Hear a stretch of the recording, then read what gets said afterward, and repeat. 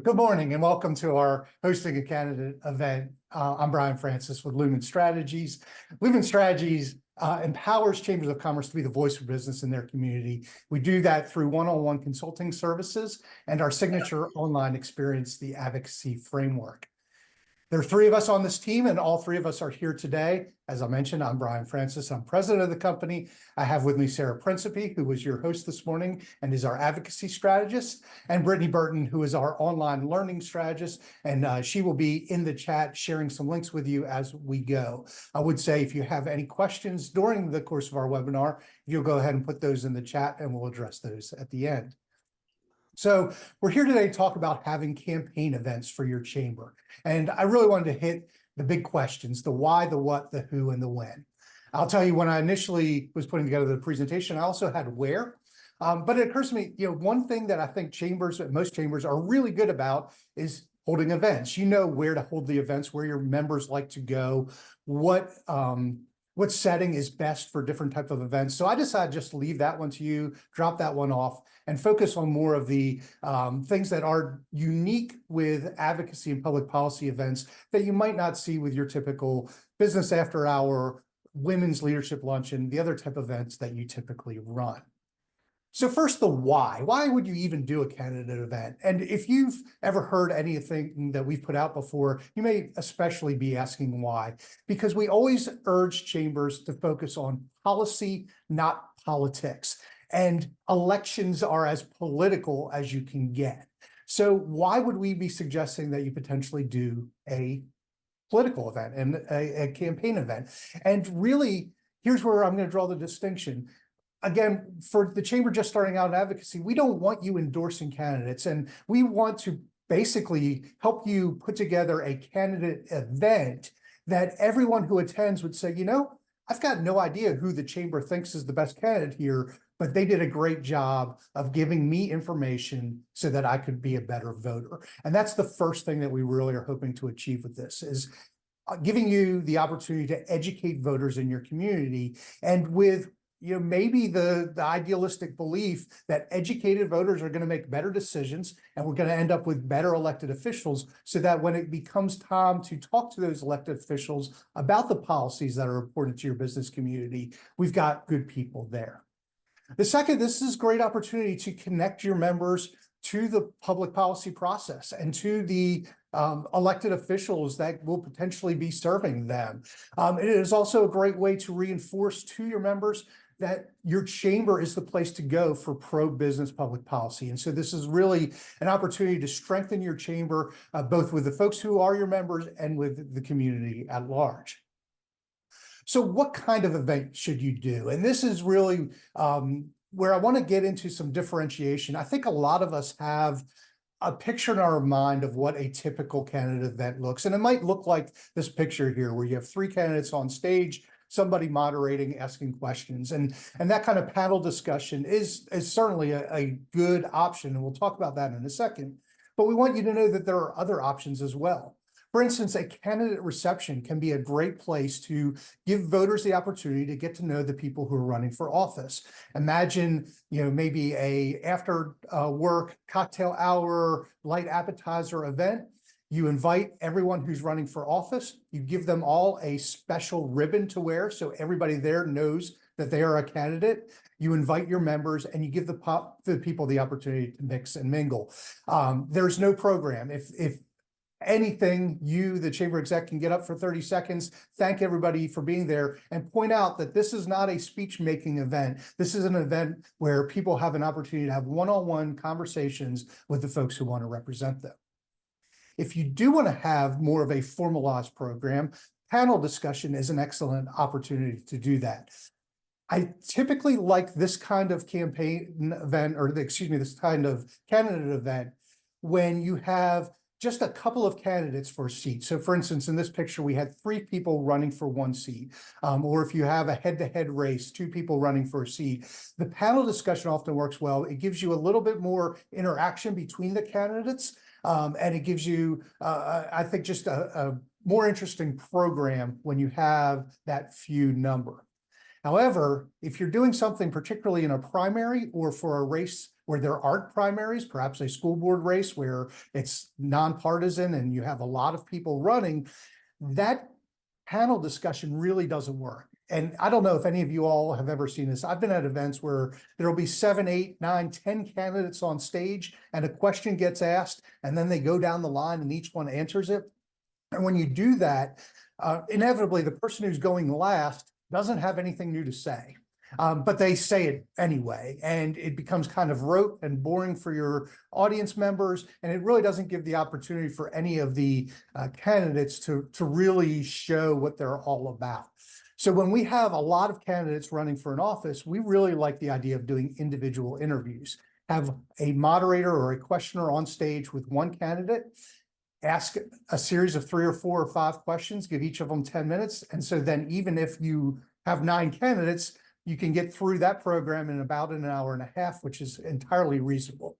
One little nuance we suggest with this, you may want to ask the other candidates to sit outside of whatever room you're holding the event in while you're asking the questions, so they don't have the unfair advantage of hearing what the questions are going to be and preparing their answers. Because one of the things you do want to do is give every candidate the opportunity to answer the same questions. That's one way that you can show that you're objective and not giving the preferred candidate the best questions.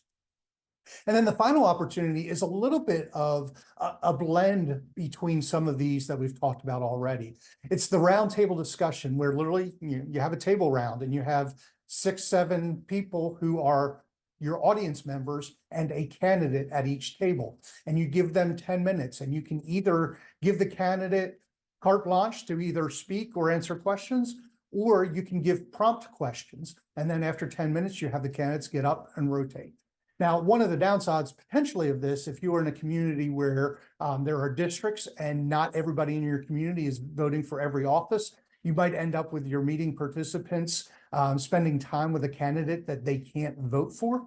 And that ultimately could happen with your interview process or with your panel discussions as well. But it's a little bit more awkward when it's that smaller group conversation and both the candidate and the voter realize that they really have no impact on each other. But particularly if you have something like an at-large county commission race where everybody who's attending will be voting for everybody who's running, that can be a good option. So next, the who. And so the first thing I'm going to talk about are the audience members, because there's really 2 big possibilities here, I think. One is to make this a member-only event. That in order to attend the event, you have to be a member of the chamber. This naturally is going to reduce the pool size for your audience, but it will allow you to stay more focused on business issues. The other opportunity is to do a community-wide event. Anybody who's in the community can come to your event. Obviously, that grows your audience. It gives you a greater opportunity to educate voters. It can lead to a little bit more of a circus environment if one of the candidates decides to pack the room with their supporters and has encouraged them to be vocal in their support or disdain for anybody who's in office, or excuse me, running for office. So, just keep in mind that if you do go with the broader audience, you might have to think a little bit more about crowd control and maintaining decorum. Typically, your chamber members, you're not going to have that worry quite as much. The next is, what offices should you look at? And, one of the things that we often say is state house races and county commission races and town council races, a lot of times they get overlooked by voters in, deference to the presidential campaign or a big US Senate race. But I think those offices really have a much bigger impact on your chamber members.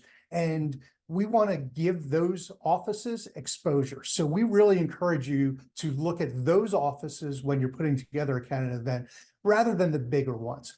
The one that falls in the middle is a congressional race. And oftentimes, congressional races aren't very competitive, and so they don't make for good candidate events. But if you happen to have an open congressional seat, and you have multiple people running perhaps in a primary, or it's going to be contested in the general election, that could be a big draw. And so I would say use discretion in deciding whether or not to do a congressional race. But if it is an open seat, that is something to consider. And finally, if you're doing one of these events where you have an interview or you have somebody on stage moderating, I think there's some thought that you should put into who that moderator is. If you, as the chamber president, have a reputation in the community as being very non-political and nobody really knows what your personal preferences are, then I think it's okay for you to be the moderator for that event. However, I'd say be very careful, because even if you believe that you don't have any preferences, a lot of times the public will assign preferences to you based on whatever they come up with in their own head. And again, you don't want this to be viewed as the chamber leaning one way or another. So you might want to look for another moderator, someone outside of the chamber who may have that reputation of being a little non-political or nonpartisan. A local reporter or editor of newspaper, if that newspaper is viewed as a trusted source of nonpartisan information, that can be a good person. If you have a university or community college in your community, either a political science professor or a part of the administration of that higher education entity, can be a good moderator. And then another opportunity, and this gets a little closer to the chamber, but if you have a chamber member who is well regarded in your community, maybe a past chair of the chamber, if that person is comfortable in that environment, that can be a good moderator for you as well. So when should you hold this? And we're going to do both a when on the calendar and when on the clock with the slides. So the first thing is, should you be doing this now before the primaries, or should you be doing it in the general election? And probably you should be doing it now in the primaries. This map shows congressional districts across the country that were decided by 5% or less, which I would tell you 5% is, still a pretty big margin. But even with that kind of generous criteria, you'll see every place on this map that is gray is a congressional election that was basically not competitive in the general election. We said you may or may not be doing congressional races, but I would say this map probably carries over to state house races, state senate races, county commission races.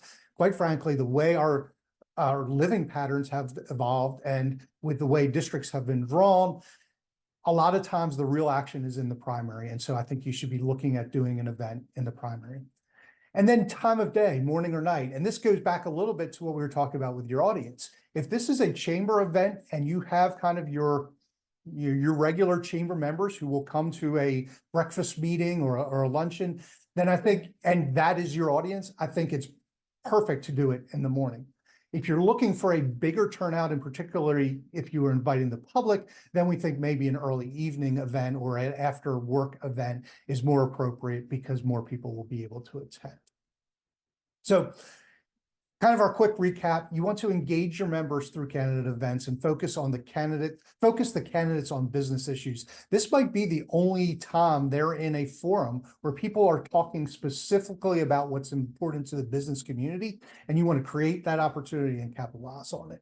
You want to pick the format that's right for you and right based on the number of candidates you have running for office. You need to be considerate of who to invite, both from an audience perspective, a candidate perspective, and a moderator perspective. And then you want to time it relative to what your goals are, whether you're looking for a big turnout or a focused group of chamber members, and be cognizant of when the real action is for the competition. So I hope this has been helpful to you. And if it has, I would encourage you to check out our Advocacy Framework program.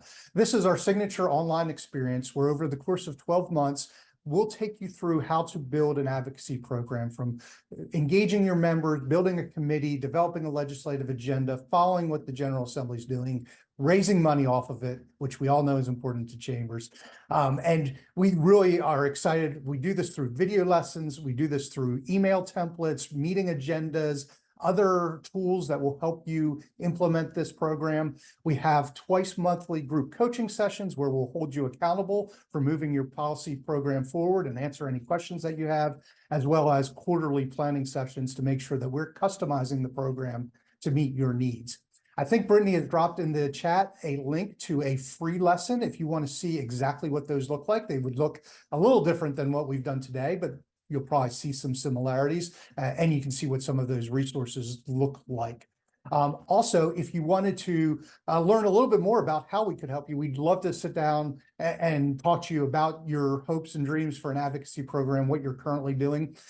You can schedule one of those meetings by clicking the link again in the chat, as well as if you want my contact information, you can scan this QR code and there's a place that you can schedule a meeting there as well. I'll tell you, quite frankly, I had a meeting with somebody yesterday and they weren't right for our advocacy program. And so you may be thinking, advocacy framework's not right, but you're not entirely sure. And I assure you, if we sit down and walk through this and we realize that it's not the right time for you, I'll tell you that. But we think we can help some chambers out with our advocacy work. We're really excited for the folks that have enrolled in our program that just started a couple of weeks ago, and we're anxious to be able to help some more people, and we'd love to have you.